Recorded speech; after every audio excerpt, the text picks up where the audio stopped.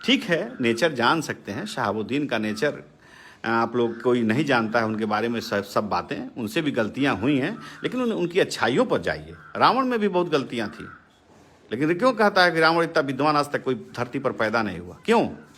क्योंकि रावण में कुछ गुण भी था। उसी तरह शहाबुद्दीन में भी कुछ गुण था, कुछ अवगुण था।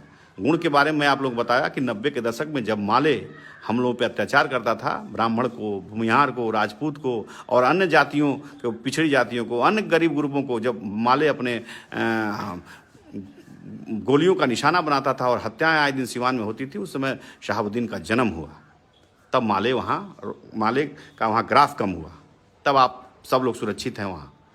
और मैं जानता हूँ शहाबुद्दीन साहब मेरे साथ रहे हुए हैं ना, मैं जानता हूँ गीता, हमको उतना नहीं गीता का पूरा कंठस्थ याद है, उसको गीता का ज्ञान था, रामायण पूरे पढ़ते थे, उनके अंदर कोई हिंदू मुसलमान वाली भावना नहीं थी, ना बात था। खैर, अपने आप लोग नहीं जानते हो, आप लोग 20, 25, 30 साल के हो, 30 साल के हो ना, ऐसे इतने ही हो गए, 20, 25 साल के हो लड़के, आप लोगों को जो बताया गया वही जान रहे हो। लेकिन कोई अगर बुजुर्ग हो तो उससे पूछवाओ कि सिवान में क्या हालात थे 90 के दशक में। खैर छोड़ो, वो चले गए। मैं अल्लाह से यही प्रार्थना करता हूँ, भगवान से यही प्रार्थना करता हूँ कि उनको शांति, आत्मा की शांति मिले और जन्नत में जगह मिले। और मैं कुछ नहीं कह सकता, चूँकि मैं सबको, कुछ लोगों ने अभी लिखा कि चंदा बाबू, हम चंदा बाबू के बच्चों के लिए भी सिंपैथी रखते हैं, चंदा बाबू के लिए भी सिंपैथी रखते हैं, उनको भी भगवान जन्नत में जगह दे, स्वर्ग में जगह दे। लेकिन परिस्थितियां क्या बनी, किस परिस्थिति में कौन किसकी हत्या किया, कौन किसकी हत्या नहीं किया, ये भी तो जांच का विषय है। शहाबुद्दीन को सजा हुआ, अपनी सजा भुगत रहे थे, अभी से ज़्यादा सजा हम आप देने वाले कौन है? सजा देने वाला भगवान है। जेल गए, जेल में भी उनके साथ साजिश हुई, ये भी मैं बता रहा हूँ। शहाबुद्दीन ऐसे मरने वाला इंसान नहीं था कि कोई कोरोना से उसको मार सकता था, उसके साथ साजिश हुई है। शहाबुद्दीन के हत्या की भी जांच होनी चाहिए, मैं जानता हूँ।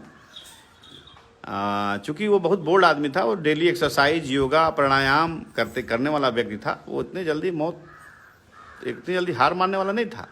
लेकिन खैर, मौत का एक बहाना है, किसी रूप में उसको आना है। जब बिहार के चीफ सेक्रेटरी इसी बीमारी से न मर गए। 90 के दशक को आप लोग कोई अगर रिश्तेदार हो, आपका परिचित हो सिवान का, तो उससे पूछिएगा कि 90 के दशक में जो आदमी 2-2 बार विधायक और 4-4 बार सांसद रहा हो, ऐसा नहीं होगा। आप सरकार को, उस समय की परिस्थितियों को, आप सरकार को दोषी ठहरा सकते हैं।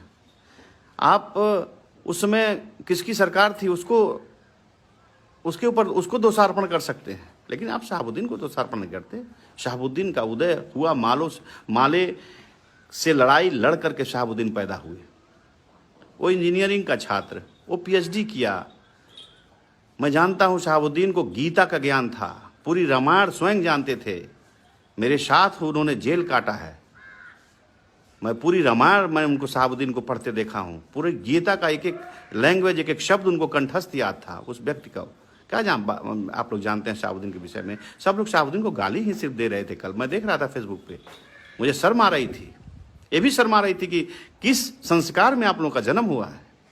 ठीक है, आप लोग मुझे फेसबुक पे हैं, आप लोग कुछ भी बोल सकते हो, लेकिन ऐसा नहीं। हम लोग का हिंदू संस्कृति, सभ्यता और सनातन धर्म हम लोगों को नहीं सिखाता कि किसी के मैयत पे आप लोग खुशियां मनाइए। सबकी मैयत पे मातम मनाना चाहिए, क्योंकि जब शरीर आदमी त्यागता है तो भगवान हो जाता है।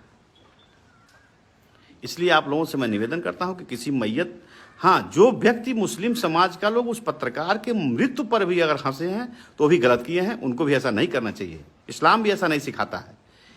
इसलिए दोस्तों, इस कोरोना महामारी में हम सबको मिलकर लड़ना है और सबको घर में रहना है।